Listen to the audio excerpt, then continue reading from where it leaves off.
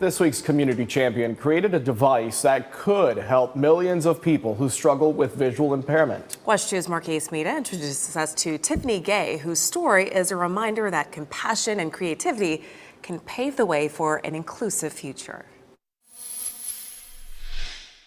Many students or teenagers use their free time to hang out with friends or scroll through social media. But Tiffany Gay, an 18-year-old student at the Orlando Science Schools, has been using hers to create a device that could potentially help billions of people.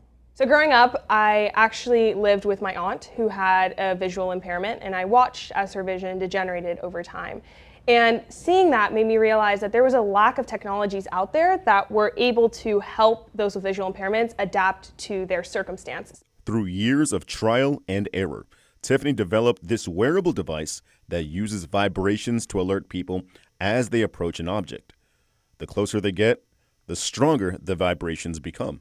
So I worked to develop this device that uses LiDAR sensors to topographically map an area, and then ERM motors to send a vibration signal to somebody who's visually impaired and essentially help them understand their environment. So how do LiDAR sensors work? LiDAR is a very, very common type of sensors. It uses a light spectrum, and it lets out a non-visible light, essentially. So imagine there's like a light protruding out of this sensor right here. Yep. And it hits my hand. So the light signal will hit my hand, and it will reflect back to this sensor. So we call this a time of flight sensor. It determines the amount of time it takes for this light to hit my hand and come back. Tiffany has been working on this project for the past 3 years.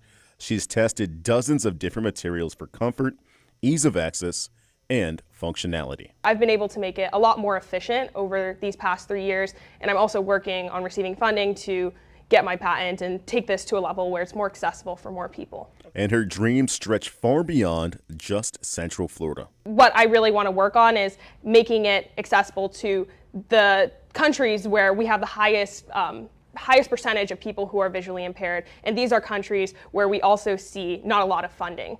Tiffany says her motivation started at home. My parents have been very, very, very supportive when it comes to every single thing I'm passionate about. So I've never, ever, ever felt pushed into one field or one direction. My mom is also an immigrant. She comes from a very small island, Dominica. It's not the Dominican Republic. They're beautiful people. It's an amazing community. And she's put me in contact with their community. And I've really developed this sense of belonging and understanding the perspectives of people who grow up different from me. And it's her passion for innovation and desire to lift others up that makes Tiffany a community champion. I remember that I started this when I was 14 years old, and it's taking me to a place that I never could have imagined today. So my last message, I think, really should be to the students who are currently having these amazing ideas. It's very possible you can make it happen, and you know, the future is in your hands. From Orange County, Marquise Mita, WESH 2 News.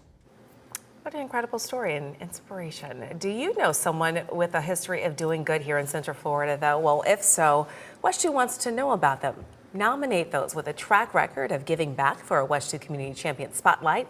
Email us the details about your nominee to communitychampion@wesh.com, and they could be featured right here on WESH 2 on Thursdays.